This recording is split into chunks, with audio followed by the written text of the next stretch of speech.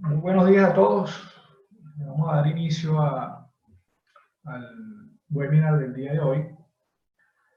El webinar del día de hoy nos lleva a hablar de un tema bien interesante, que todo el mundo siempre nos pregunta por ese tema, que es verificación del SIL y los factores que hay que tomar en cuenta. Este webinar se dio en agosto pasado, lo estamos reeditando el día de hoy para abrir un espacio para que discutamos durante todo abril el detalle de lo que significan esos tres factores. Entonces estaremos haciendo webinars sucesivos a partir del día de hoy. Serán cada martes a la misma hora. Estaremos hablando de un webinar que tiene que ver con verificación durante el mes de abril, ya que estamos aprovechando algunas facilidades de estar en casa estos días y decidimos aumentar la frecuencia de un webinar mensual a uno semanal durante estos días. Seguramente ya el mes que viene tomaremos otra temática para que podamos seguir trabajando estos temas. El webinar de hoy está patrocinado por nuestros partners de Santa Cruz de Bolivia y S Energía, y en Colombia por Consultoría CST, que es Concerto, y Elite Training en Colombia también. Vamos a estar dando una pequeña introducción de nosotros como organización para aquellos que primera vez se conectan. Somos CSF, es una empresa de consultoría de seguridad funcional específicamente y de riesgo de proceso. Tenemos un sistema de gestión conforme a la norma IS 61511 con procedimientos certificados por Risnology. Todo nuestro personal está certificado también, así como nuestros procesos, y ofrecemos servicios para todas las etapas del ciclo de vida de seguridad. Tenemos 6 unidades de negocio, una que cubre todo lo que tiene que ver con PHA y estudios de riesgo, una que tiene que ver con todas las etapas o los ciclos que deben cumplirse dentro del diseño y operación de un sistema instrumentado de seguridad. Fire and Gas, también tenemos una unidad de negocio para eso, por supuesto una de capacitación, y una de Cyber Security, dado los nuevos requisitos de la norma, y una de estudios especiales que manejamos Alarm Management o PSM, Process Safety Management, a través de esa unidad de negocio. Ofrecemos los servicios de la manera que lo ofrecemos desde el punto de vista de la certificación de nuestro sistema de gestión, porque la norma pide que usted debe tener proveedores que le ayuden en alguna etapa del ciclo de vida, pero que estos, igual que si tuvieran un sistema de calidad, pues tengan un sistema de calidad que asegure que los productos y servicios están conformes con la norma. Entonces, pensamos que la seguridad funcional sea así, ya tenemos simplemente un equipo certificado, pero no necesariamente es así. También los servicios deben tener algún tipo de respaldo para que el producto que se entrega sea de conformidad con la norma. Y le agradecemos su presencia en el webinar de hoy, porque todo aquel que está relacionado con digamos, una de las etapas del ciclo de vida, sea cual sea la tarea que corresponda, debe ser competente para eso. Hay algunos que tienen problemas con el audio. Revisen si hay alguno más. Creo que Ramón tiene problemas con el audio, me lo hacen llegar por el chat. Estamos trabajando desde 2006 en estas tareas. Tenemos más de 12.000 horas de capacitación. Trabajamos desde Estados Unidos hasta la Argentina. Y eventualmente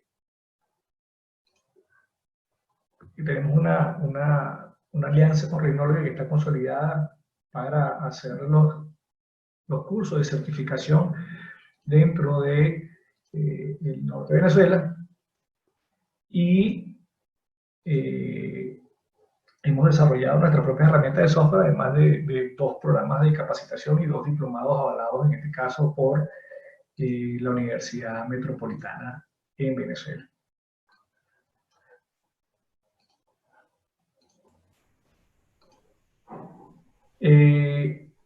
Cuando hablamos de hacer verificación, pues eventualmente tenemos que estar entendiendo que dentro del ciclo de vida de seguridad ya estamos en la parte de realización.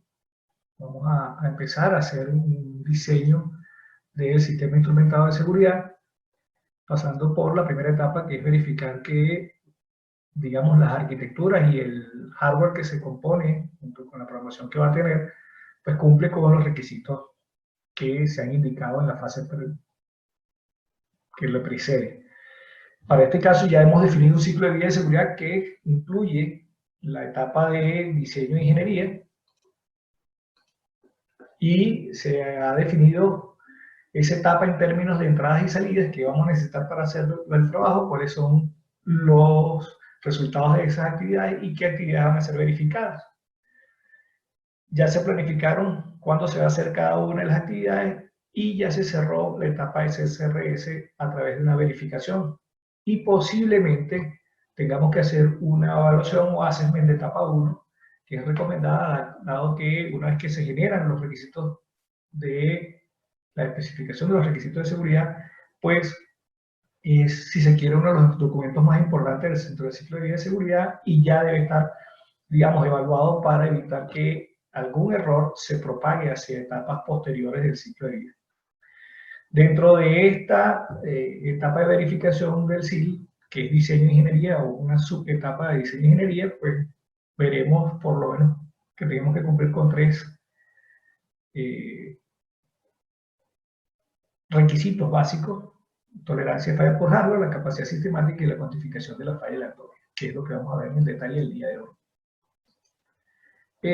Recordando, digamos, algún concepto básico, pues vemos que hay una relación entre el nivel de integridad de seguridad, el nivel SIL, y posiblemente la probabilidad de falla en demanda, si estamos hablando de un modo de operación bajo demanda de una función instrumental de seguridad, o una frecuencia de peligro para las funciones instrumentadas que estén trabajando en modo continuo, que son muy pocas en la industria en la que manejamos la mayoría de estos casos, que son petróleo y gas, pero sí se pueden dar el caso dependiendo de qué tan demandante sea el proceso.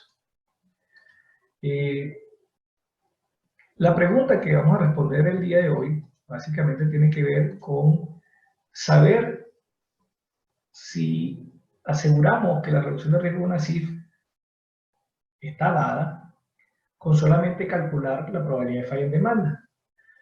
Ya de plano dijimos que eventualmente no necesariamente el único parámetro que define el SIL es la relación con la probabilidad de falla en demanda, porque también vimos que la probabilidad de falla por hora, dependiendo del modo de operación, se cumpliría.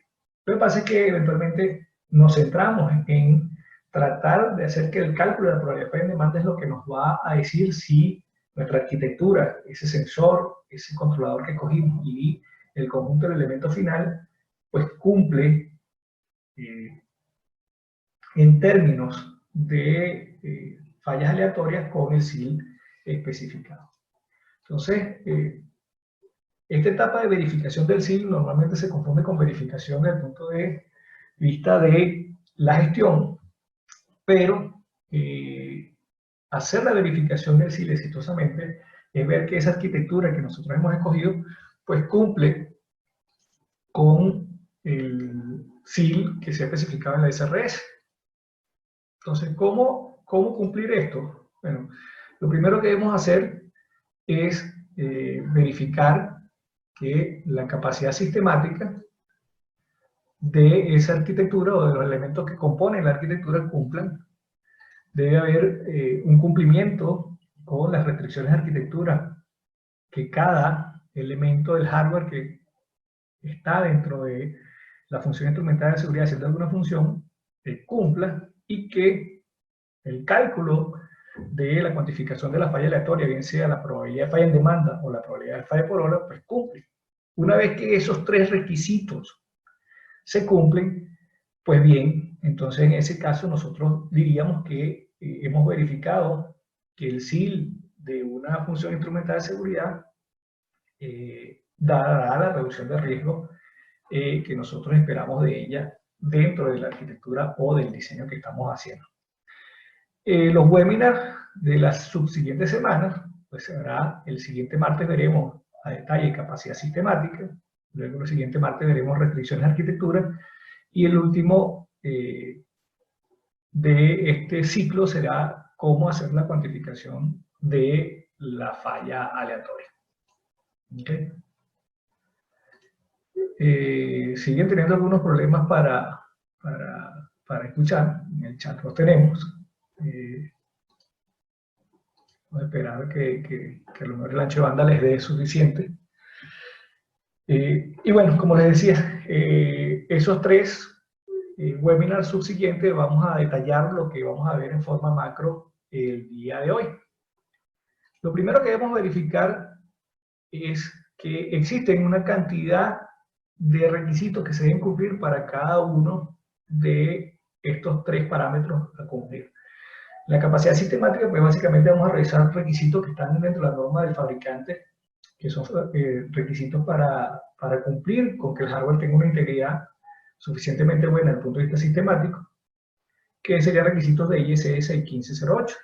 Para restricciones de arquitectura, pues tendríamos que ver a detalle cuál es la fracción de falla segura, cuál es la tolerancia de falla por hardware, cuánto diagnóstico tiene un elemento, en qué arquitectura va a ser necesario colocarlo, y luego que tenemos eso, que procedemos a hacer una cuantificación de la falla aleatoria, calcular la probabilidad de falla en demanda, la probabilidad de falla por hora, dependiendo del modo de operación, y para eso interviene una colección de otros requisitos, como cuáles son las tasas de falla, cuánto es la causa común, cuánto es el periodo de ensayo periódico, la política de operación y mantenimiento, cuál es el modo de operación de la función instrumental de seguridad, y finalmente cuáles serían los cálculos numéricos que deberíamos hacer, o probabilísticos en este caso, que es probabilidad de falla en demanda, o probabilidad de falla por hora, probabilidad de falla segura, el tiempo promedio para fallar seguro, el factor de reducción de riesgo, entre otros cálculos que eventualmente se hacen. Y luego que yo sepa que eventualmente cumplí con estos tres requisitos, pues entonces yo puedo decir que el SIL ha sido alcanzado por la función instrumental de seguridad que yo estoy diseñando. ¿Okay? Veamos uno a uno los parámetros. El primero que vamos a ver tiene que ver con la capacidad sistemática. ¿Qué es la capacidad sistemática, digamos, en forma llana? Imagínense este caso. Usted puede asegurar que todas las actividades que usted hace dentro del marco de la norma 61511 como diseñador o como usuario final, usted está seguro que está en sus manos que se cumplan con esos requisitos. Ahora bien, si yo compro hardware y compré, digamos, un transmisor, yo debo tener una forma de asegurar que ese hardware cumple con la integridad sistemática, que quien lo fabricó también siguió un ciclo de vida, y como siguió ese ciclo de vida, en este caso ese 1508, yo tengo un equipo que me va a dar una confianza suficientemente alta para poderlo trabajar, o para poderlo poner a trabajar en una función instrumental de seguridad que tiene que ver con riesgo o con reducción de riesgo. Entonces, básicamente una medida de confianza de la integridad de la seguridad sistemática para un elemento se mide en 4 niveles igual. Capacidad sistemática del 1 al 4, que son equivalentes, digamos, al SIL para integridad sistemática. ¿Cómo sé yo que el fabricante pudo desarrollar un ciclo de vida de seguridad para poder crear un hardware o para hacer una programación en caso de software? Entonces, esto indica que el elemento va a cumplir con la integridad sistemática requerida si usted lo instala según lo que le dice el fabricante dentro del manual de seguridad o el safety manual. Si usted eventualmente le dice que eventualmente tiene una capacidad sistemática de 3, siempre y cuando lo ponga a trabajar por debajo de 60 grados centígrados y usted lo pone 70 grados centígrados a trabajar al lado de un horno o algún equipo que caliente mucho, pues eventualmente no hay forma de que el fabricante le pueda asegurar que tiene esa integridad. Ya eventualmente un error sistemático de no leer y no hacer caso del manual de seguridad, pues ya pone en peligro la integridad de ese equipo. Entonces básicamente es un parámetro que tiene que ver mucho con cómo eventualmente el fabricante ha hecho el proceso de fabricación. Y cómo eso yo lo puedo trasladar a mi arquitectura. Entonces la capacidad sistemática básicamente debe cumplir con los requisitos de la norma. Hay 3 rutas que uno puede tomar. La primera es la ruta 1S de sistemático, y son aquellos equipos que están diseñados de acuerdo directamente al hardware según ISS 1508-2. Hay quienes no tienen equipos que eventualmente están certificados. Es lo normal que suceda para un equipo de ruta 1S. Pero para ruta 2S hay equipos que simplemente siguen los requisitos de ISO 1508-2, pero para probado en uso. En ese caso, yo como usuario final tengo que decir que ese equipo ha estado trabajando por mucho tiempo en unas condiciones ambientales y de proceso muy parecidas a la que quiero hacer ahora. Y para eso se requiere un procedimiento de levantamiento de la data bajo unos estándares específicos, mucha data, etcétera, etcétera. En el caso de la ruta 3S, es una ruta para cubrir elementos de software persistente. Yo tengo un analizador o algo que me ha servido por mucho tiempo, y ese pedazo de software que tiene para calcular, pues ya eventualmente lo he tenido que revisar por mucho tiempo, y entonces se cubre por la parte de software de ISS 1508, que es el capítulo 3. Si yo cumplo con esto, el fabricante eventualmente me podrá dar una indicación de cuál es la integridad de capacidad sistemática que tiene el instrumento. Entonces veamos un par de ejemplos acá. Tenemos un transmisor de nivel y tenemos un transmisor de presión de marcas diferentes. Como ven marcado en el círculo que les muestro, dice que la integridad sistemática puede ser hasta SIL 3, o con una capacidad de hasta SIL 3 en forma sistemática, y él te indica que en el que está en el de presión te dice que además que está la integridad sistemática es hasta SIL 3, también te dice que el software es para SIL 3.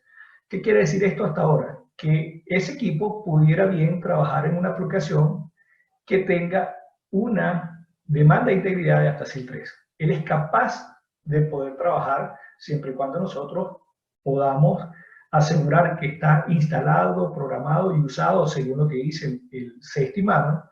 Les recuerdo que eventualmente usted está en el derecho de pedir que cuando compre un equipo que está certificado, usted puede pedir un manual de seguridad que el fabricante da para cualquier dispositivo que esté en esta condición, donde se dan las indicaciones de uso de ese dispositivo para asegurar que la integridad no se pone en riesgo. Ahí te dice cómo debes conectarlo, cómo debes programarlo, cómo debes instalarlo, para que eventualmente se cumpla con lo que yo te estoy vendiendo como fabricante. Entonces este es, si se quiere, el primer paso que hay que hacer cuando se está escogiendo hardware para hacer una aplicación de seguridad. Y lo primero que debemos cumplir entonces es capacidad sistemática, y ya veremos eso a mayor detalle en el webinar del martes siguiente. Lo importante es saber que debemos pasar por este proceso en cuando estamos seleccionando hardware o software para nuestra función instrumentada de seguridad. Lo siguiente, les recuerdo, Raúl me hace la pregunta al final, o la declaratoria. Ya por allá se puso activo el chat. Lo siguiente que debemos conocer es cuáles son las limitaciones por restricciones de arquitectura. ¿Qué pasa? Llegó un momento, digamos, capacidad sistemática, estamos hablando de 2010 para acá en la última versión de C1508. En restricción de arquitectura siempre se ha hablado desde que la norma existe como tal, porque tampoco se pusieron de acuerdo en que todo se dejara desde el punto de vista de desempeño del cálculo numérico. Y para que se asegure una mínima cantidad de redundancia para aplicaciones críticas o de seguridad. Entonces, hay unas limitaciones que se establecen que para un SIL determinado yo debería tener una redundancia de algún tipo, una redundancia de seguridad de algún tipo que me lleve a poder hacer lo mejor posible la tarea de seguridad dentro de los parámetros que se nos solicitan.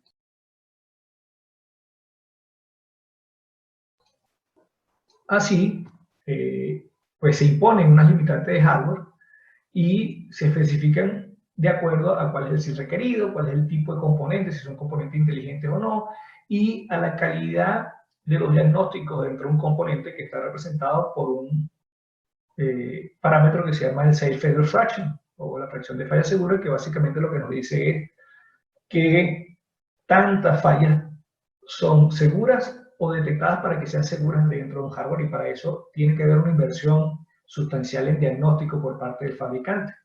Entonces, la restricción de arquitectura puede depender de qué tan bueno es el hardware para detectar condiciones de falla peligrosas para pasarlas a ser seguras, porque yo simplemente determino que una vez que las diagnostico puedo corregirlas. ¿Cuánto es la tolerancia de falla por hardware? O sea, ¿cuántas fallas puedo soportar sin poner en riesgo la integridad de la planta a través de pérdida de integridad de la función instrumental de seguridad? ¿Cuánto diagnóstico tengo y qué arquitectura debo poseer? Esto, eventualmente, dentro de la normativa, puede hacerse a través de dos rutas.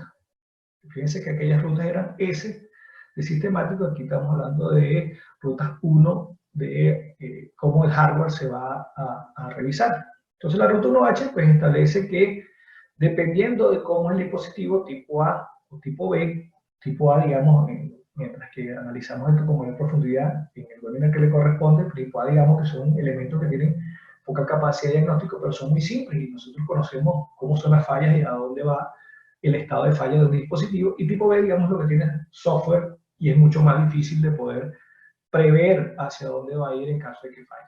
Y eso, junto con los diagnósticos que están dentro de ese equipamiento, pues nos dicen cómo debe hacerse la redundancia en términos de cuántas votaciones pudiera tener.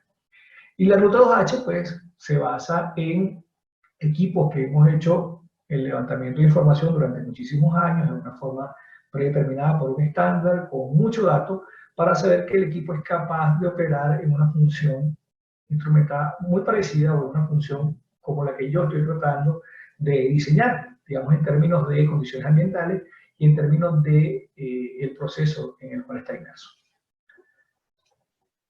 Ahora, ¿cómo la función o las restricciones de arquitectura funcionan? Nosotros hasta ahora hemos escogido un hardware que tiene una capacidad sistemática y decimos que la capacidad sistemática sirve. Ahora vamos a ver cómo o qué tan bueno ha sido diseñado ese equipamiento, y qué tan bueno también tiene que ver mucho con los diagnósticos que se le diseñan al hardware para poder detectar condiciones que pudieran poner en riesgo la integridad del mismo, y ese parámetro lo define el Safe Failure Fraction. Entonces, supongamos que tenemos un equipamiento que tiene un Safe Failure Fraction de 60-90%, que es bastante aceptable, y que es del tipo A, que digamos que es una válvula, una solenoide, un relé, y con ese porcentaje de fracción de falla segura, él no necesita redundancia para trabajar en SIL 2. Si fuese el SIL 2 lo que estamos buscando como parámetro de diseño, supongamos que eso es lo que dice la SRS.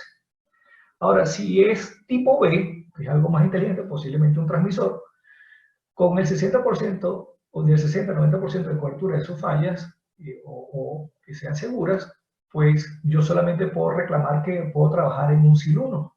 Entonces, vamos a hacer una comparación. Imagínense que estamos decidiendo entre dos equipos que han sido diseñados por dos fabricantes diferentes, y uno es un switch y el otro, o un interruptor, y el otro es un transmisor. Con la misma cobertura de fallas, yo solamente puedo reclamar SIL 1 por el transmisor y pudiera reclamar hasta SIL 2 por el switch, porque es un elemento más simple, más fácil de prever cuáles serían sus fallas. Y de esa forma, yo todavía hasta este punto no he hecho ningún cálculo, pero ya he podido ver si eventualmente el hardware que estoy escogiendo o el que tengo yo como dentro de mis posibilidades, porque son las que se usan dentro de la planta o es lo que el cliente normalmente utiliza, ya yo puedo determinar si eso me va a servir o no para cubrir el nivel de reducción de riesgo que quiero a través de un SIL determinado. Fíjense que para dos tipos de equipamiento distintos nosotros podemos reclamar el cumplimiento del SIL en forma diferente. A lo mejor un equipo sencillo puede reclamar hasta SIL 2 sin tener una tolerancia a falla, o sea, sin tener ninguna redundancia, que es el número 0, 1, 2 que está sobre las tablas que les estoy mostrando, y eventualmente puedo reclamar, pues, más si es más simple y menos si es menos simple. Si la ruta es 2H, pues eventualmente son equipos que son probados en uso, que tienen, como le dije, mucha data colectada, y eventualmente yo pudiera tener para modo bajo demanda ninguna tolerancia para reclamar SIL 2. ¿Okay? Pero tiene que tener, digamos, esa condición de que yo realmente ya probé ese equipo en una condición muy parecida, tengo suficiente data que lo respalda y eventualmente yo conozco la aplicación donde está. Y en ese caso yo pudiera decir entonces si un equipo me sirve o no para el SIL que está especificado en la SRS sin necesidad de conocer más que la fracción de falla segura en un caso o eventualmente tener la información de la colección de data a través de prueba de uso. ¿Dónde lo expresa el certificado? Normalmente lo expresa en forma de integridad de las fallas aleatorias o el random integrity. Dice uno para el que está al lado izquierdo de su pantalla, es un tipo A, o sea que es un elemento bastante simple, de hecho es una válvula solenoide, y dice que el equipo puede ser usado en una aplicación SIL 3 si tiene una tolerancia de falla por hardware de 1. Eso quiere decir si está configurado en 1 de 2 o en 2 de 3. Él tolera una falla antes de poder dejar de hacer su función. O puede trabajar en una función SIL 2 si eventualmente no tiene ninguna redundancia, que es el que dice ahí SIL2 arroba HFT igual a 0. Entonces, ¿cuántas fallas puedo tolerar? Eso lo va a indicar la arquitectura que yo al final obtenga. 2 de 3, 1 de 3, 1 de 2, 2 de 2, etcétera, etcétera. En el lado derecho, el otro certificado es un equipo inteligente de alguna forma, por eso es tipo B, es un transmisor, lleva algo de software inmiscuido, también tiene a lo mejor transistores y equipos que son un poco más sofisticados desde el punto de vista de la electrónica, y dice que es capaz de alcanzar SIL 3 con una tolerancia de falla por hardware de 1 y SIL 2 sin ninguna tolerancia de falla por hardware. Eso quiere decir que puede trabajar él solo hasta SIL 2 y debe tener por lo menos una redundancia en 1 de 2 para trabajar en SIL 3. ¿Okay? Esto desde el punto de vista de la arquitectura. Finalmente, alcanzar la verificación del SIL pasa porque hagamos un cálculo probabilístico de la falla aleatoria de una función o de los componentes de la función. Recordamos que el SIL o la probabilidad de falla en demanda se calcula para todos los elementos que componen la función instrumental de seguridad de una u otra forma. El sensor, el controlador, el elemento final. Y eventualmente debe hacerse por cálculo. Y ese cálculo puede usar métodos simples como árboles de falla, ecuaciones simplificadas, bloques de confiabilidad, Markov, algunos otros como redes de Petri, etcétera, etcétera. Estos son los 4 que, digamos, más tiempo le ha dedicado las normativas y los técnicas report explicar para que el usuario final tenga idea de cómo hacerlo. Y también debe hacerse un análisis de sensibilidad para saber si en el caso que yo no cumpla algún parámetro, bien sea el tiempo de inspección o que yo no esté seguro que las tasas de falla son exactamente las que yo estoy utilizando, pues eventualmente eso hace que yo necesite verificar si estoy todavía dentro de los parámetros necesarios para cumplir con la probabilidad de falla en demanda. En este caso, la probabilidad de falla en demanda pues, depende de muchos factores. Las tasas de fallas propias del hardware, pero como la probabilidad de falla en demanda es normalmente, en el caso de probabilidad de falla en demanda, es una función de, pues función del tiempo de inspección, pues los ensayos periódicos y la definición del ensayo periódico lo afectarán. Si estamos hablando de la probabilidad de falla por hora, en el caso de modo continuo, pues las tasas de falla son determinantes para este caso. Nosotros debemos definir el modo de operación, tenemos que ver cuáles son las posibilidades de falla de causa común para elementos redundantes. Debemos definir las políticas de mantenimiento para saber realmente cómo se hace la reparación y en cuánto tiempo se puede hacer la reparación o cómo se pone en bypass o no una función. Y eventualmente se calculan muchos parámetros más allá de la probabilidad de falla en demanda nada más. Probabilidad de falla en demanda o por hora, que es la que define el SIL, y la probabilidad de falla segura, el tiempo promedio para fallar seguro y el factor de reducción de riesgo. Todos estos parámetros también indican que no solamente un cálculo de disponibilidad de seguridad, sino que también un dato de confiabilidad por tema de cuánto tiempo la planta va a estar operando sin tener una falla del tipo espuria en la función instrumental de seguridad que haga que se detenga el proceso productivo, que es algo que tampoco lo creemos, por eso el cálculo tiene que ser equilibrado, muy bueno para seguridad, pero también muy bueno para seguir operando. La falla aleatoria, eventualmente hacemos los cálculos a través de, normalmente, un certificado, o que hay otras fuentes también, dependiendo de donde usted obtenga o qué elemento va a utilizar. Especifica cuáles son las tasas de falla de un elemento y en qué condiciones va a fallar dentro del uso en esa función, y usted tiene que en ese caso determinar cuáles serían las tasas de fallas que usted debería utilizar para hacer los cálculos pertinentes. En ese caso, normalmente uno utiliza el certificado o alguna fuente que nos indica cuál es las tasas de falla que caracterizan a un instrumento, que son propios de él.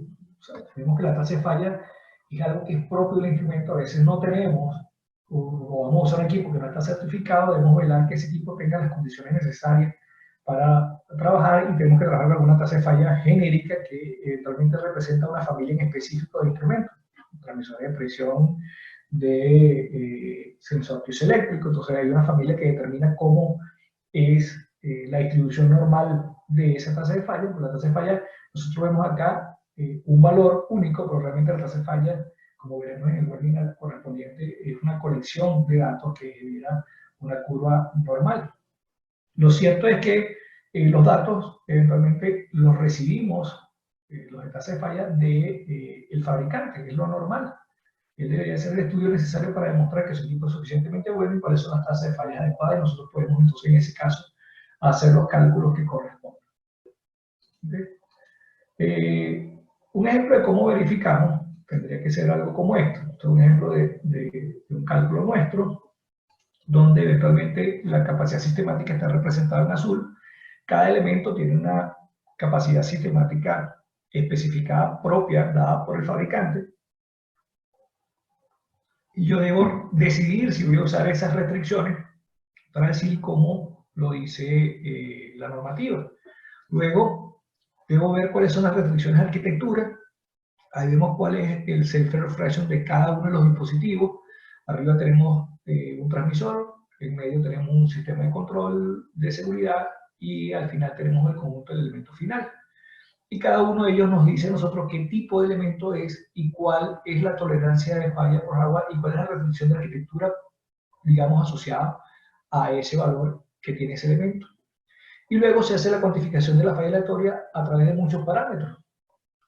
Cada cuánto voy a hacer la prueba total, si tengo pruebas parciales, si tengo cuánto es el tiempo promedio para hacer una reparación, si cuánto es el tiempo que yo espero que toda la función trabaje durante su vida útil, o digamos, durante la vida útil de esa función específica que podemos decir que es el mission time, cuánto es el factor de causa común que yo espero para los que son redundantes o no, y eventualmente con esto hago yo mi cálculo. Vean que hay muchos parámetros que no necesariamente son del fabricante, sino que son del usuario final. El usuario final tiene que decir cuánto tiempo va a poner en bypass la función durante el año, en cada cuántos años voy a hacer la prueba total, si voy a hacer pruebas parciales, en cuánto tiempo la voy a hacer, en cuánto tiempo yo reparo, cuánto estimo yo que es el tiempo de parada una vez que hay una falla propia de la función instrumental de seguridad, porque recuerden que diseñar un sistema instrumental de seguridad no es diseñar solamente para que lleve al estado seguro del proceso, sino que en caso de que falle la propia función instrumental de seguridad, pues también se vaya a una condición de seguridad. Entonces diseñamos para ambos casos. Y los resultados, fíjense que en este caso la capacidad sistemática podía ser cualquiera de esos equipos en conjunto bajo esta función instrumental de seguridad, alcanza hasta SIL 3, pero las restricciones de arquitectura alcanzan simplemente hasta SIL 1. Si yo hago el cálculo de la cuantificación de la falla aleatoria, me da que la probabilidad de falla en demanda asociada me alcanza para SIL 2, pero el SIL requerido es SIL 1 y el SIL alcanzado al final de la mano derecha es SIL 1 porque está restringido por la arquitectura. Entonces, por más que yo tenga un equipo muy bueno, pues siempre va a haber algo que posiblemente lo restrinja. Por eso es que nosotros normalmente siempre hacemos énfasis en que el equipo que eventualmente genera más problemas son los que están en campo, los elementos finales o los transmisores. Los elementos finales son entre el 60 y el 80% de la probabilidad de falla en demanda. Entonces, por más que nosotros queramos poner un PLC muy bueno o un transmisor muy bueno, pues el peso de la probabilidad de falla en demanda sigue siendo arrastrado por el elemento final. Entonces, no vale la pena seguir invirtiendo en el elemento sensor o controlador si no se hace una mejora en el elemento final que nos ayude a que no esté restringido por arquitectura. En este caso está restringido por arquitectura por el elemento final, que da solamente para que pueda trabajar en una función SIL 1 bajo esa condición.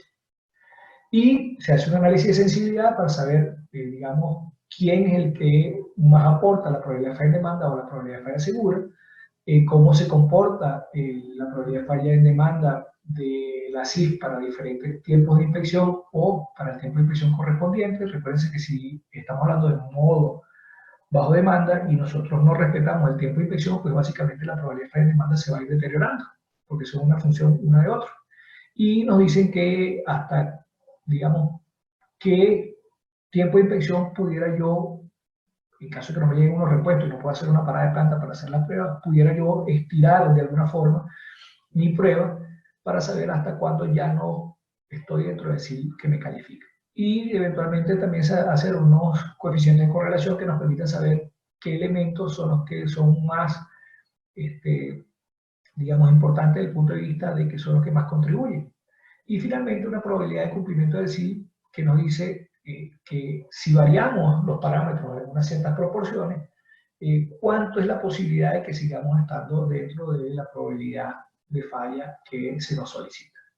¿Okay? Como resumen, eventualmente debemos entender de plano que el SIL no depende solo de la cuantificación de la falla aleatoria, sino que depende de pasar, digamos, esos tres filtros: capacidad sistemática, restricción de arquitectura y finalmente si calculó la probabilidad de falla en demanda.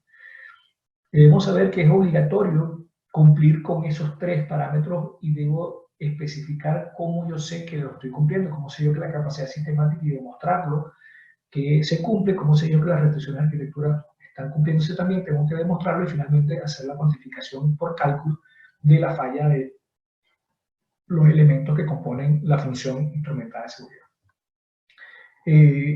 La mayoría de los parámetros que se usan para la cuantificación de la falla aleatoria pues dependen del usuario final, y el usuario final muchas veces descansa esa actividad sobre el diseñador y se aleja. Entonces, eventualmente cuando el grupo de operación y mantenimiento de una instalación que va a recibir un sistema instrumental de seguridad no se sensibiliza con el hecho de que ellos deben indicar cuáles son los parámetros bajo los cuales va a operar ese sistema instrumental de seguridad, pues entonces empiezan a surgir problemas una vez que se entregan los proyectos.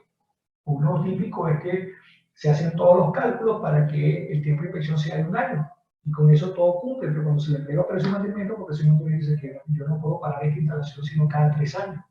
Eso quiere decir que todo el trabajo que se hizo, pues se perdió, porque tenemos que rehacerlo en función de los parámetros que operación y mantenimiento debe indicar. Por eso es que es importante que como usuario final sepamos cuáles son nuestras responsabilidades y poder colaborar para hacer un mejor diseño, y que los diseñadores sepan que la gente de operación y mantenimiento es sumamente importante para lo que ellos están decidiendo, porque va a afectar a su vida. Recuerden, nosotros podemos hacer un proyecto a lo mejor en 20 semanas, pero van a ser 20 años de operación seguramente, y van a ser 20 años que van a estar ahí con los errores o con los aciertos que nosotros hagamos durante el diseño.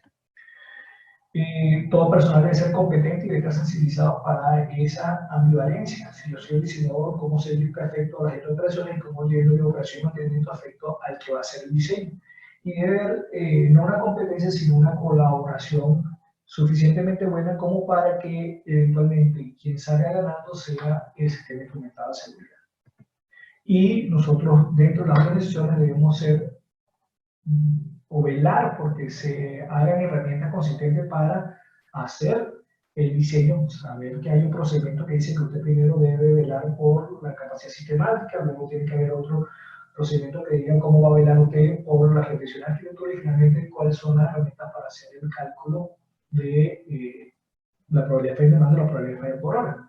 Hemos visto como consultores muchos procedimientos y todos se centran básicamente en el cálculo de la probabilidad de falla en demanda o probabilidad de falla por hora, con todas las ecuaciones, con todo, pero no se dan a la tarea de revisar si el hardware está en la repetición de arquitectura correspondiente o no. Entonces ya también deben crearse herramientas para eso, tanto para quienes van a hacer los cálculos, que son los facilitadores, o para cómo se debe contratar y cuáles son los requisitos de contratación si van a contratar esa tarea a un tercero. ¿Okay? Bueno, esto es todo por el día de hoy y abrimos entonces el chat para las preguntas y respuestas para que entonces sigamos con la siguiente parte de lo que normalmente hacemos. Raúl había hecho una acotación, Raúl nos escribe de Santa Cruz, dice que efectivamente es capaz de hasta SIL 3 para un tiempo de prueba que esté especificado en el manual. Eso es correcto, lo que dice el manual es lo que eventualmente debemos respetar para que entonces podamos tomar crédito de lo que eventualmente dice el certificado o en este caso el fabricante. Entonces, ya podemos empezar entonces con el grupo de preguntas y respuestas para completar el tiempo del webinar del día de hoy.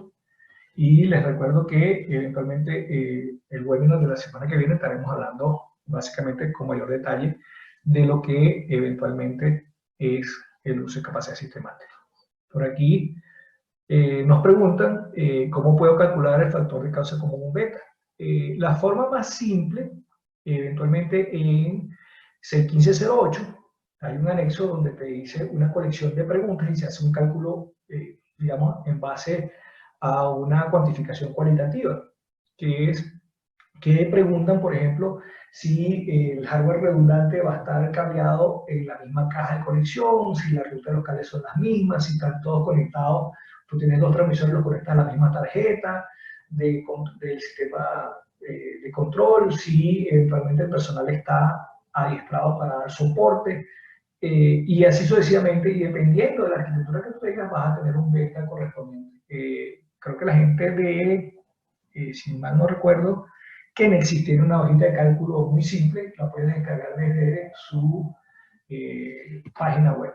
Les escribo aquí el nombre de Kenexis, que es muy simple y es básicamente basada en la misma norma que estoy describiendo yo. Y eventualmente, dependiendo, hay una hoja para los elementos de campo, que serían elemento sensor y elemento final, y hay una hoja distinta para el controlador en función de cómo se debe hacer el cálculo. Esa es la forma más simple. De todas maneras, SINTEF en el Mar del Norte tiene, digamos, para Noruega, tiene otra forma de calcularlo, pero básicamente es más o menos lo mismo. Es básicamente estimar cuánto sería ese valor. De hecho, cuando veamos el último webinar de este lado, vamos a ver qué tan grande es el impacto de beta o de las fallas de causa común sobre la ecuación de la probabilidad de demanda, y nos vamos a dar cuenta de lo importante que es poder minimizar el valor de beta a través de buenas prácticas que básicamente tienen que ver con evitar errores sistemáticos.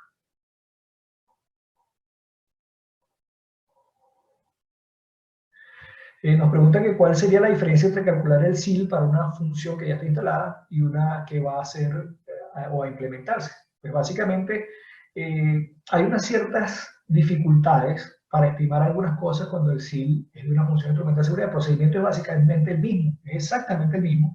Debes cumplir por todo eso, pero eventualmente cuando estamos trabajando en una instalación que ya tiene en servicio 10, 15 años, pues nos encontramos con los equipos no tienen suficiente tasa de fallas recopiladas, no son equipos certificados por la norma porque ni siquiera existía la norma cuando eso, y eventualmente no tenemos récords de la data suficientemente buena, entonces eso es lo que hace que complique el procedimiento, pero básicamente el procedimiento en sí es el mismo, debemos verificar qué tan bueno es el hardware y eventualmente en ese caso no utilizamos las restricciones de capacidad sistemática, podemos dar una justificación para cada una de las cosas. Igual que si no usamos restricción de arquitectura porque no tenemos data y vamos a usar datos genéricos, tenemos que dar cuenta de eso. Y el análisis de sensibilidad ahí es esencial, porque en el análisis de sensibilidad tú vas a poder decir que si la tasa de falla no es exactamente esta, sino que se mueve en una colección de datos, pues te va a decir que tan probable es que la función no esté cumpliendo con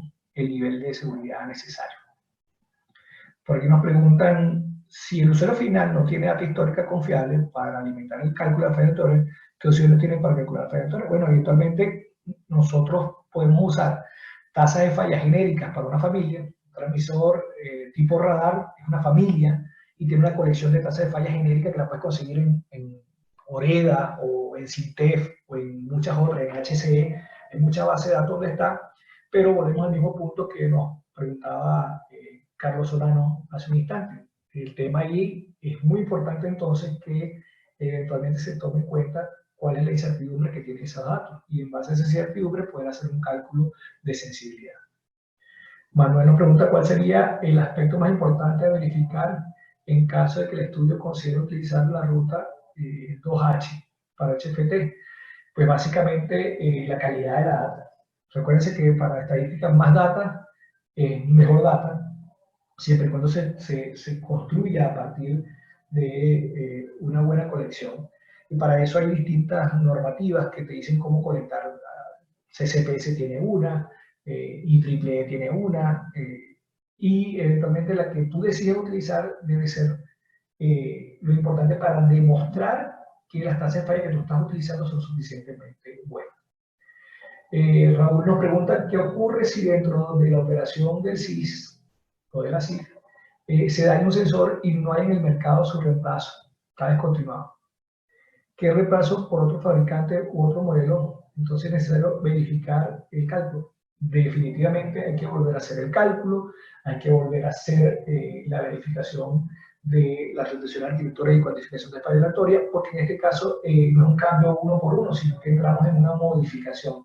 Y para hacer una modificación, pues necesariamente tenemos que abrir nuevamente la fase de diseño de ingeniería para cumplir con los requisitos de la norma y verificar que ese hardware es suficientemente bueno como para cumplir eventualmente con el SIL que está especificado. Ricardo nos pregunta, generalmente cada cuánto tiempo se debe realizar la verificación del SIL. Básicamente, verificar el SIL, si no hay cambios, pues eventualmente se supone que las características de la función instrumental se mantienen en el tiempo. ¿Qué pasa? Hoy día es un requisito normativo que en operación y mantenimiento nosotros estemos vigilantes de qué sucede con el sistema instrumental de seguridad para tomar en cuenta cualquier cosa que esté sucediendo. Si varió una tasa de falla y no es exactamente la que nosotros dijimos cuando hicimos el cálculo originalmente, que todo era en papel, y empezamos a ver que el hardware empieza a fallar con mayor frecuencia de lo que nosotros estábamos estimando. En ese caso hay que hacer un recálculo, porque hay que volver a estimar la tasa de falla y estimar la tasa de falla nuevamente indica que hay un cambio en la probabilidad de falla y demanda de ese sistema. Hay otras cosas que cambian como que la demanda del proceso es mayor, entonces si la demanda del proceso es mayor, la brecha de riesgo de cubrir es mayor y necesariamente no sabemos si la función tal cual fue diseñada cumple con la demanda de riesgo. Entonces, durante operación y mantenimiento tienen que darse unos procedimientos específicos para verificar si la función instrumental de seguridad cumple con la reducción de riesgo necesaria durante todo el ciclo de operación y mantenimiento. O sea, cada cuánto tú vas a hacerlo, pues dependerá de la variabilidad de la data que estés colectando, pero para eso debe existir un procedimiento. Si tengo dos instrumentos de la misma función, por ejemplo, dos transmisores de presión que miden la presión en el mismo recipiente, afecta el cálculo del SIL, depende de cómo sea la arquitectura de votación. Si tienes dos y los dos deben activarse, estamos hablando de que es 2 de 2 y eventualmente ahí no hay redundancia desde el punto de vista de seguridad. Si tú dices que uno de los dos puede activar la función. Estamos hablando de una arquitectura 1 de 2, y en ese caso la arquitectura cambia, y por supuesto el cálculo cambia, sobre todo en la cuantificación de la fregatoria y las restricciones de arquitectura. Entonces, una cosa es tener los elementos y otra cosa es saber cómo los agrupamos, en qué esquema de votación están colocados, para saber cómo eso afecta la ecuación que se va a estar utilizando, las restricciones de arquitectura, etcétera, etcétera. Nos preguntan si el cálculo del SIL también puede ser cualitativo. Si estamos hablando de la verificación del SIL en términos de que ahora yo voy a ver cómo el hardware es capaz de generar la reducción de riesgo necesaria, en este caso la norma dice que debe ser cuantificable por cálculo, o sea que hay que hacer un cálculo específicamente y ya no debe ser cualitativo. Antes la gente tomaba algunas directrices, sobre todo en plantas que estaban, digamos, con algo de edad, digamos 15, 20 años, y se acogían a lo que se llamaba la cláusula del abuelo. Entonces la cláusula del abuelo daba algunas guías cualitativas, de decir, bueno, si tengo una redundancia a nivel del sensor y tengo un controlador que es de seguridad y tengo un elemento final, yo pudiera decir que eso es hasta SIL 2, por decir un ejemplo. Y eso se hacía en forma cualitativa, pero esa cláusula del abuelo ya forma parte propiamente dicho del estándar. Y al formar parte del estándar, eventualmente es muy difícil decir que yo cumplo con algo si no hago el cálculo per se. El ejemplo que colocó es muy bueno. Por ejemplo, cuando se presenta este problema en la verificación de un SIL requerido SIL 2, pero con una verificación resulta SIL 1 debido efectivamente al elemento final, eventualmente se pueden hacer otras actividades como parcel stroke, dice Ili. Uno empieza a buscar cuál es la forma de incrementar el nivel de desempeño de esa función. Usar parcel stroke es posiblemente la primera estrategia para los elementos finales, sobre todo cuando son muy grandes y son equipamientos que no se mueven mucho. No es lo mismo hacer una función instrumental de seguridad para proteger un equipo, digamos, como una bomba que tiene algún spare, y yo básicamente lo que hago es que la paro en cualquiera del tiempo durante el año y la pruebo una vez por año. Hay mucho requerimiento, pero si es una válvula de una facilidad de entrada de una planta, que eventualmente lo que yo la pruebe voy a tener que detener la instalación, pues el parcel stroke tiene sentido, digamos, si la válvula está normalmente abierta y va a cerrar, para conseguir la seguridad funcional. Entonces ahí pudiera tener sentido eso, y eso sí inequívocamente va a mejorar el desempeño de la función y pudiera liberar esa restricción en algún caso para el cálculo de la notificación de la fregatoria, más no de la restricción de arquitectura, porque eso es intrínsecamente de las características de un equipamiento. Humberto nos pregunta, en el caso de no tener data histórica para limitar el cálculo de la fregatoria, ¿cuál sería la mejor opción? ¿Data genérica o opinión de experto?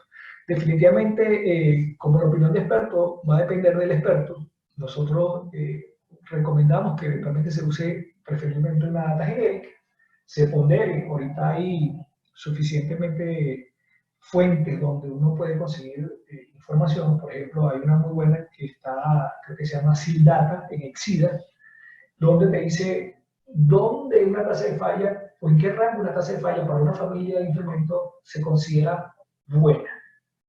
Y esto lo han hecho ellos porque ellos han comparado innumerables bases de datos en el mundo y se dieron a la tarea de decir, bueno, lo que es estadísticamente probable es que esté dentro de estos dos valores. Entonces, si uso data genérico y lo puedo comparar con ese tipo de validación, pues yo estaría estimando lo mejor posible mi función. Y para eso, como dije también, el tema del manejo de la incertidumbre a través de lo que se llama análisis de sensibilidad también es importante. Nos preguntan, en caso de falla de un sensor en un arreglo 2 de 3, ¿se pudiera considerar este caso como degradación del SIL? De hecho, uno tiene que eventualmente determinar para el cálculo cómo va a ser inclusive la degradación. Si tú dices que tengo una votación 2 de 3 y se le daña uno, yo puedo decirle al PLC que eventualmente vaya un esquema de votación 1 de 2 en la programación. Pero si yo no se lo digo, pues entonces quedaremos en una votación 2 de 2 con un elemento dañado. Eso hay que especificarlo para que pudiéramos definir cómo se degrada la función. Y eso eventualmente puede influir o no dentro de la grabación del SIL mientras que esté dañado. Porque mientras que esté dañado, el cálculo no va a ser el mismo, pero la ecuación ya contempla qué va a pasar cuando tenga una votación 2 de 3 y cómo eventualmente pueden fallar los elementos en forma individual o cómo van a fallar todos en forma por causa común. Entonces, la afectación también va a determinar de cómo yo establezco la degradación. Mientras que genera otra pregunta, lo importante es conocer que eventualmente debe ponerse atención en los tres parámetros: la calidad del hardware que se está adquiriendo, se está colocando en función de seguridad, eventualmente no, debemos estar claros, la gente empezó a hacer certificados donde las tasas de fallas eran infinitamente pequeñas. Ya no hablamos de 1 por 10 a la menos 6, una falla en 1.000.000 de años como se hablaba en Moreda, sino que hablamos de un FIT, que es una falla en 10 a la menos 9. Entonces, a veces no es creíble que un hardware pueda tener una tasa de falla tan, pero tan baja, y por eso las restricciones de arquitectura son realmente importantes. Ahora llegó otra pregunta. ¿Cuánto se elevaría el porcentaje en aproximado a un rango? El costo para el cambio de un proceso SIL 1 o SIL 2. Eventualmente hoy día las restricciones de arquitectura te permiten trabajar con un equipamiento, digamos, suficientemente bueno para calcular SIL 2, y los precios desde el punto de vista del hardware es el mismo.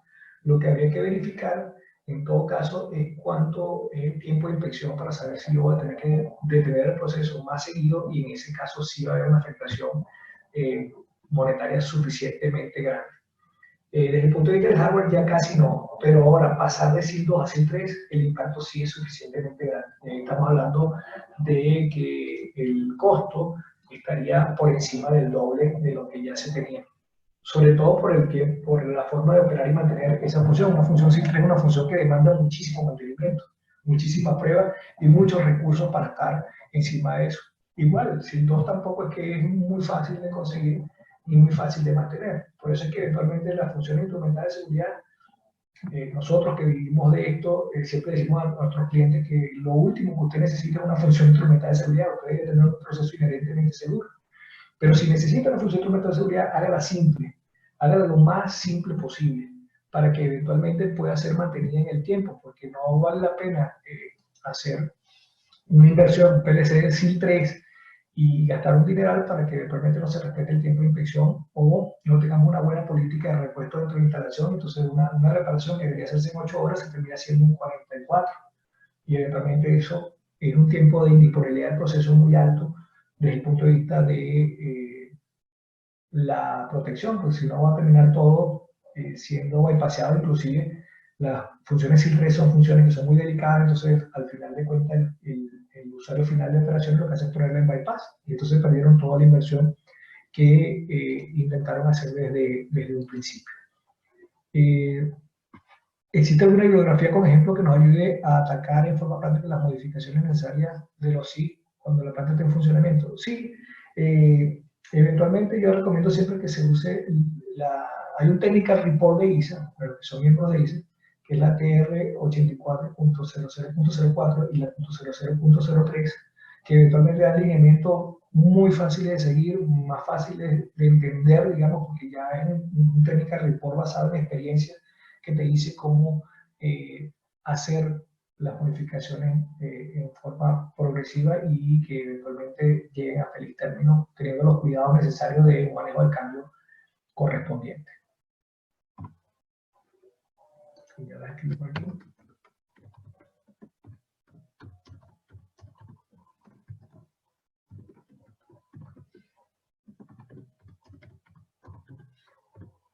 Ahí están las dos técnicas report, se las puse en el chat. Por aquí nos preguntan si es recomendable que la verificación sea realizada por parte de la misma empresa propietaria de la instalación, o mejor que la realicen terceros independientes. El tema de la independencia tiene que ver más con que el usuario de planta tiene muchísimas obligaciones y realmente no tiene tiempo para prestarle para esta inversión. La idea es que lo haga usted, porque usted conoce realmente hasta el último detalle de la realidad de la planta. Pero básicamente nos apoyamos en algún tercero que tenga las calificaciones necesarias para que eventualmente nos brinde un producto que nos indique qué debemos hacer más que hacerlo nosotros mismos. Pero no hay ninguna recomendación, digamos, tácita, ni siquiera en la norma, de que pueda ser o tenga que ser un independiente quien haga el cálculo. Es válido usar el término parcialmente disponible en un CIF en caso de falla o de uno o varios sensores en arreglo 2 de 3. Parcialmente disponible, habría que ver si está protegiendo o no está protegiendo, como hablamos hace rato del tema de la degradación. No es lo mismo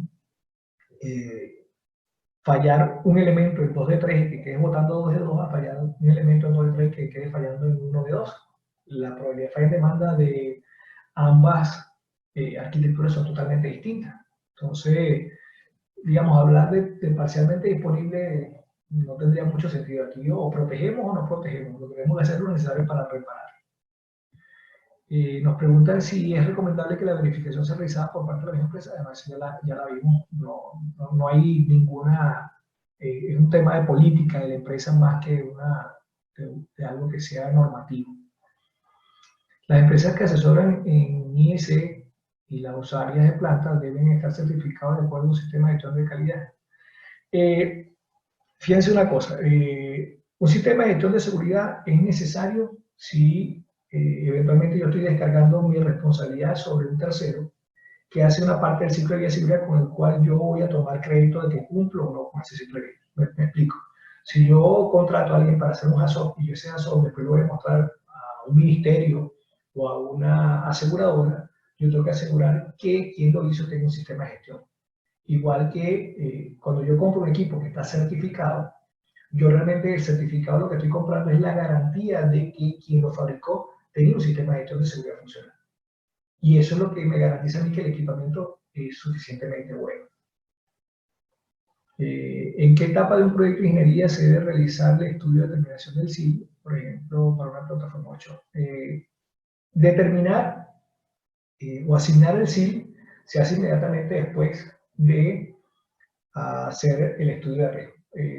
Cada función implementada de seguridad debe proteger para un peligro en específico. Por lo tanto, lo primero que se debe hacer es la identificación de los peligros. Porque si se hace la identificación de los peligros, hago la asignación de la capa de protección asociada a esas funciones de seguridad para ver si alguna de esas es una función implementada de seguridad. Si es una función implementada de seguridad, decir cuál es el SIG y luego especificar cómo debe comportarse esa función para luego hacer el cálculo si el hardware cumple con lo que yo dije en la especificación. Ese es más o menos el ciclo que se debe cumplir. ¿Quién más por ahí? A ver cuánto tiempo nos queda. Bueno, ya hemos pasado 5 minutos más bien, pero siempre es grato poder escucharle. Bueno, vamos a cerrar por hoy. Lo que hacemos es que le invitamos para la próxima, el próximo martes. Por aquí llegó una pregunta que vamos a responder también. John pregunta que cuál será la disciplina de la organización que debe llevar la gestión de seguridad. Eventualmente depende de la organización. Normalmente es la gente de HSE, que es la gente de seguridad, y ellos derivan las responsabilidades dependiendo de la fase del ciclo que deba generarse. Ellos son especialistas para la fase de análisis de peligro y riesgo de asignación del ciclo, pero no necesariamente para la diseño, y mucho menos para las operaciones. Pero sí tiene que haber una cabeza, un responsable, es lo que pide la norma que debe haber para poder hacer la gestión de la seguridad funcional. Siempre tiene que haber un responsable en cualquier organización. Nos pregunta si hay una relación en las etapas de ingeniería, puede ser FED o la de detalle, para el alcance CIL, pues todas varían dependiendo de la organización. Las organizaciones lo hacen de forma distinta, pero sí las hay. Nosotros tenemos un curso que se llama Gerencia de Proyectos o Gestión de Seguridad en Proyectos. Y básicamente hay algunas variaciones, pero básicamente en ingeniería básica se hacen unos estudios que después cuando se hace la detalle se actualizan.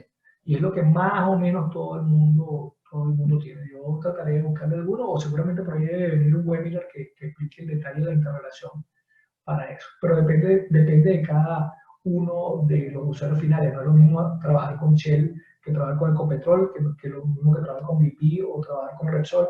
Siempre es distinto. Los insumos mínimos para hacer un HACCP, la información de los planos la distribución de los equipos en la planta, que es el layout de la planta, los DTI en el detalle correspondiente, los materiales peligrosos que se están manejando, el piping class, el sistema de alivio y las otras protecciones que existen. Ese tipo de cosas son las que necesitas como input. La norma es clara en decir cuáles son los inputs para cada fase. Revisen la norma y ahí seguramente conseguirán el detalle que ustedes crean que es necesario. ¿En qué etapa? El sí se puede calcular en la ingeniería básica y luego simplemente como la ingeniería va a ir cambiando, en la ingeniería de detalle lo que se hace es que se hace una revisión de la verificación del sí para ver si algo cambió. Porque a medida que cambia la ingeniería va a ir cambiando las necesidades de protección.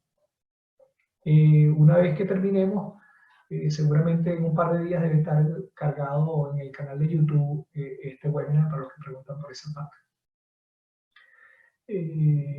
Básicamente, cuando ya congelan los PNID, especificaciones de equipo, ya están listos para el THA y para asignación, en el caso requerido, técnicamente ocurre al finalizar el FIT, nos apunta Manuel. Sí, la organización donde Manuel trabaja se trabaja de esa forma, tal cual.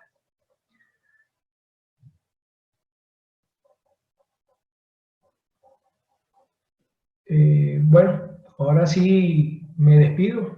Les doy las gracias nuevamente por acompañarnos en esta condición y esperamos que podamos seguirnos viendo estos martes sucesivos para que eventualmente podamos hablar más a detalle de cada una de estas cosas, porque hay unas que son comunes para un grupo de los asistentes, pero para otros no están así y por eso es la idea es poder profundizar ahora y traernos otra vez este webinar que se dio en agosto para hacer la ampliación de los términos o de cada uno de los términos. Entonces, me despido, le doy las gracias nuevamente y seguramente podrán ver el webinar en unos días cargados en la plataforma. Entonces, que tengan un feliz día. Gracias a todos.